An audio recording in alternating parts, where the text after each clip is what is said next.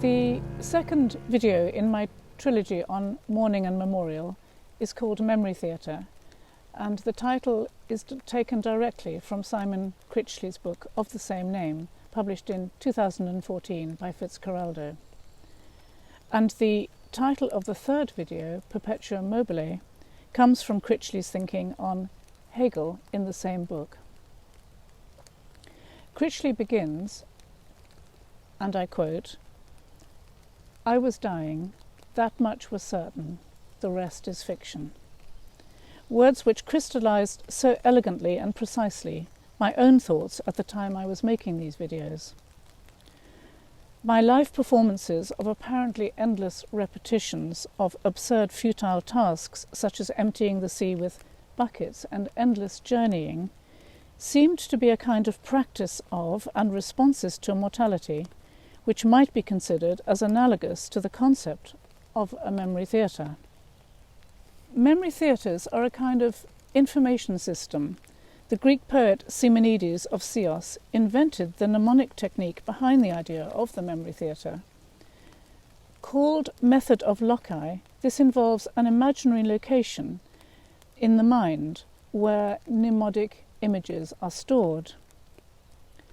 They were aids for memorizing, speeches for example, but by the Renaissance elaborate versions had developed, the most audacious of which is said to be Giulio Camillo Dominio's memory theatre. He imagined a total encyclopedic memory, and he spent 25 years in a futile, one has to say, attempt to devise an ideal architectural structure to contain the unity of the human and divine, as Critchley puts it.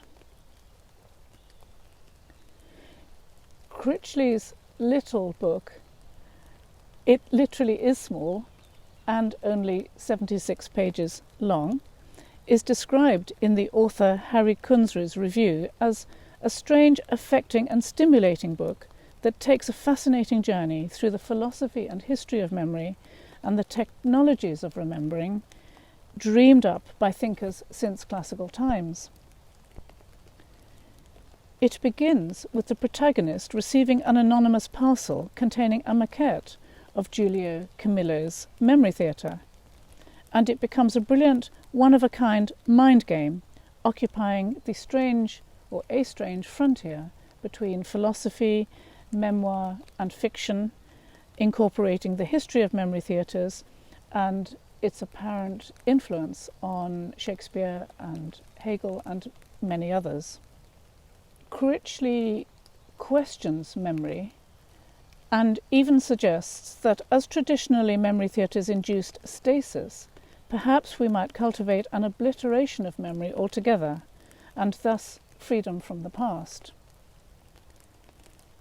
His protagonist, having built an elaborate memory theatre, deems it a total failure, a flat literalisation of the idea of the memory theatre. It was a sort of static, inert, dead rendering of an entity, and he realised that he had totally mistaken the concept. Somehow it should be made multidimensional, mobile and alive, he realised, and eventually he starts again on a living memory theatre to both memorise the past and predict the future, and it was to be powered by the constant ebb and flow of tides. In the book, during this process, he goes mad. But that is perhaps for another episode. The important thing here is that his realisation of his mistake comes from reading a friend's essay in which Hegel's phenomenology of spirit is conceived of as a memory theatre, where the long paths of the world's historic development can be held in the storehouse of memory and obsessively replayed. At first, this also seems static, like Camillo's theatre during the Renaissance. However, the Hegelian concept of memory is based on the German word Erinnerung, which denotes both recollection and the active experience of making inward. So rather than Hegel creating a static memory theatre looking backwards, he's creating a moving memory theatre which Critchley describes as a kind of proto-cinema. The difference being that Hegel has added time and accordingly adds the experience of becoming. Critchley thinks that this was the brilliance of Hegel's insight, not to reduce memory to a kind of dull recitation of the past, but to create something permanently moving, a wheel that turns, returns, and turns again. So Hegel's memory theatre was a kind of perpetuum mobile, a permanently recreating and reenacting loop, totality endlessly creating novelty out of itself as a vast living organism. Memory needs to be imagination, transfiguration, an endlessly recreating, reenacting memory mechanism.